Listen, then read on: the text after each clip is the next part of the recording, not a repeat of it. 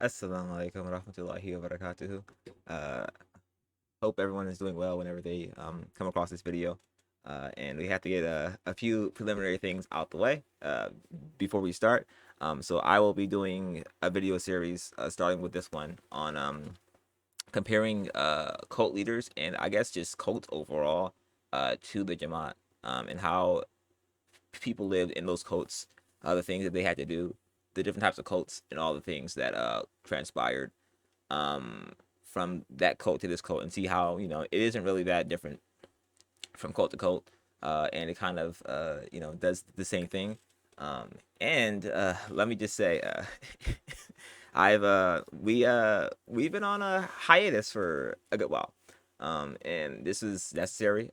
We have a lot of things going on behind the scenes and just work and life and school, and all that in between. I was finishing up finals, so a bunch of stuff that's going on. Jaffer had to go to Umrah, so alhamdulillah. A lot of things happen going on with all of us at R2F. And inshallah, we will have a show by the end of this month. Because a lot of a lot of folks have been like, where y'all at? Did y'all niggas just give up? And so no, we haven't given up on the Dawah efforts. But this time off has been actually very beneficial for everyone involved, and especially I would say to the people that we've been giving dawah to, because they're able to digest and think about the things that are being said and come to some realizations on their own. So alhamdulillah, it has been useful. No, we didn't give up on on the efforts in putting out content, which is why I'm back here today to hopefully do a video series on cults. And I wanted to start, inshallah, with probably the cult leader that most people are familiar with, or the cult most people are familiar with. If you're in the Jamaat, you definitely know about the Nation of Islam. I guess just being black in America, you know about the Nation of Islam. And so, Nation of Islam. All right. So I have taken 2 history classes in college on American religious history. So I know a fair bit about the Nation of Islam, and aside from just Bible studies, and having the like the inside from like the elders in the Dar of Islam that may have came from the Nation of Islam, and things of that nature. So Nation of Islam, right? The Nation of Islam was started by a man by the name of Wallace D. Fard. He was actually born in Mecca, and then he came to America, and he was teaching the black folks during the depression about, hey, listen, like you guys aren't Negroes, you guys are black kings and queens and stuff. And the white man, the white man is the devil, right? And there'll be a time that comes when the white folks will not be here after a while. And so Wallace Fard Muhammad, he started the Nation of Islam in Detroit. And then obviously as it grew and grew and grew, he then entrusted it to the man that we generally associate with Islam, is Elijah Muhammad or Elijah Poole. And so Elijah Muhammad took over. Now, Elijah Muhammad, in comparison to the Jamaat, this would be like if like K2 was like in charge of the Jamaat, like after Gilani was like, listen, I'm no longer in running the Jamaat, or I'm dying soon. K2, you're in charge, right? So this would be the like equivalent. Instead, obviously, Jelani was like, listen, K2, you're kind of too incompetent for me, so I'm gonna choose my wife. Or Umar was like, listen, I'm gonna take over anyway, it doesn't matter. But so the Nation of Islam has a lot of interesting beliefs, right? The beliefs are quite interesting. So one of the beliefs of the Nation of Islam is that white people were created, right? They were created by a black evil scientist named Jacob, or Yahud in the, obviously because Muslim. So a black evil scientist named Yahud, right? And he was creating black people to be devils to come and rule the world, and to cause havoc amongst the black amongst the black people as a whole. And so that is why the Nation of Islam has viewed white people as devils, right? So Matthew Gardner, bro, listen, the coordination of Islam, bro, they gonna get you out of here.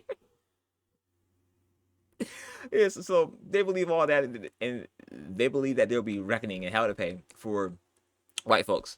And obviously, the Nation of Islam is a sect of Islam, which doesn't follow traditional Sunni Islam, um, and just Islam as a whole, which is why it says like Elijah Muhammad, American religious leader, instead of American Muslim leader, which it says here for Malcolm X here is American Muslim leader. So, um, what does the Nation of Islam have in common with the Jamaat? All right, how does this correlate to the cult? Well, all right, Wallace D. Ford, all right, he came from overseas. He came to America, telling black folks that they need to do this and do that, and that they're great, and that they could accomplish all these great things by following him, right? So, take the cult leader Mubarik Gilani, right? Came from Pakistan, all right, and he came to America, to African Americans, all right, and was like, listen, I can have y'all be great, all right. I can guarantee, I can get you a meal ticket guaranteed to paradise. All you gotta do is follow me. And so he came, he ran the same play that every other cult leader does. They run the same play, and they go and score, or they get positive yardage, and they can just chill, right? And Mubarak, I mention this all the time, right? Hold on. I actually can show you. Okay, I'm on my PC, so I can show you. Let me open up Madden. All right. I was playing Madden. Playing Madden prior to this. So listen, um, the cult leaders, right? Okay, in Madden, right? They're gonna run the same play, right? They're gonna go to the formation I form, all right? Okay? They're gonna have Derrick Henry in the backfield, and they're gonna do a bunch of nonsense, but the play always works though, all right? Because they're gonna motion the receiver here or there. They're gonna like, yeah, go out here, come in close, right? They're gonna hike the ball. It's gonna be the same play. You're gonna get positive yardage, guaranteed, right? So the cult leaders always run the same play, always, right? Because it's effective. You take folks who are very religious, right, or trying to be very religious. They're new to their religion for the most part, and then you exploit what they know, and go from there. So from Bargilani, it was like, okay, listen, as a Muslim, all right, one thing you wanted to do the most is at the end of your time, you want to be able to say, I have done enough good deeds, or inshallah, I have done enough good deeds where I can go to Jannah, right? Because no one wants to go to hellfire, right? So Bargilani was saying to people, hey, listen, get with me. I can assure you that Jannah Firdaus is yours. All right, because I personally I fly to Jannah all the time. I can lead to a lot of my foods. Like Allah told me this. Like I'm great, right? So you fall for that, right? And so for Wallace D. Ford, the third nation of Islam, he was like, listen, um, you see the way the white people have been treating you, all right, since slavery, since the depression, how you guys are second class citizens. I can assure you, you follow me, bro, that is a thing of the past, all right? Because white people are going to be at their end, all right? And we're going to totally eradicate all that, right? Um, and, as the cult leaders go and they do their things, as their organization grows and it gets bigger and bigger and bigger, they go out of control, right? So for Elijah Muhammad, right? Obviously, the shirk's involved here too, of course. Elijah Muhammad was like, I'm a prophet, right? And I am the last prophet. So obviously he was going crazy. But Wallace D. Ford, the person before Elijah Muhammad who started Islam, he believed that he was God, right? Um, so drawing parallels here between that, right? Guess who also believed that they were Allah, all right? But Mubarak Gilani believed that he was Allah, right? That's why if you listen to anything we've said over the past 2 years, the number one thing is that the seven sultan belief, if you believe in these beliefs in any way, shape, or form, is taking you out of the fold of Islam. Because the main crux of it, the foundation, is the seven sultans. They are beings that are from Allah's Nur, equal to Him, and you can call them Allah. So that is the whole crux of the seven sultan belief, right?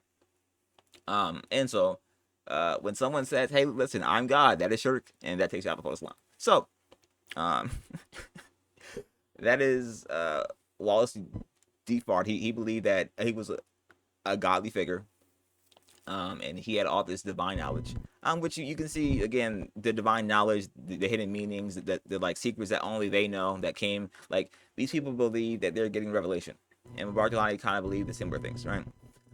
So as time went on, right, and these cult leaders were, rising in fame, popularity, because the Nation of Islam wasn't that big until like Elijah Muhammad came and had it blow up, right? Elijah Muhammad came, and then he was able to get Malcolm X. Malcolm X, his great speaking voice, grew the organization huge, right? So Elijah Muhammad, right, similar to Mubarik Gilani, all right, when he was in charge, this man was like, listen, I have no one stopping me. I'm going to go crazy. So Elijah Muhammad was a womanizer. He was a sex freak. This man was going crazy, having all kinds of just flings and things, and which is why he ended up losing Malcolm X, because Malcolm X was like, listen, what are you doing? This isn't Islam. You can't be out here just like fornicating and committing adultery just at willy nilly. But he's like, I mean, it's me. I'm him. So this illusions, right? And so you see for like with Bartolani, he was like, listen, like he was kind of above reproach. No one was gonna check him. No one was gonna say, hey, listen, oh Shakti Sheikh, you're doing this wrong. You can't perform halalas. He told people they can perform halalas. He did it himself, and people were like, yeah, this is fine. And clearly, it's a pattern, right? Cult leaders from Charles Manson, like all the way down, and we'll cover like plenty in the series to come. But they will always go beyond their limits, right? Because whatever parameters they have set in mind, because as a human, right, and you can be the most confident, cocky, arrogant person ever, right? You still think, all right, there's a limit to how far I can go, right? So cult leaders, the things that they do, right? This is the psychology behind them, is that they will always test their limits, right? So if their limit is 99, they're gonna go to 99, right? Okay, and then push it to 100, right? Just to see, okay, how does this work? And whenever they go to 100, their followers and their believers, they say, okay, well, I like this, and they're so beloved and so revered that no matter what, whatever new levels that they reach and strive for, that becomes their norm, right? So for Mubarak Gilani, for example, right? He said so many outlandish, just shirk bogus things, right? That at a certain point, he could say anything. Like this man said, "I am your salat," right? At that point, if you could say that I'm your salat, you could say anything else, because no one stopped you and was like, "Hey, listen, that's not." Yeah, fam, no. So if no one checks you on it, then you can keep going higher and higher and higher. And we see this to be the case with most cult leaders. And so we will cover other cult leaders in the future. I just wanted to, give folks a little update because we have been away for a while. Inshallah, we'll have a show at the end of the month. Jaffa Mubarak and I, we will be there. Inshallah, it will be probably 2 hours, maybe even longer, because we have a lot to cover. And we haven't been on for a while. But shukran everyone for tuning in. Assalamu alaikum.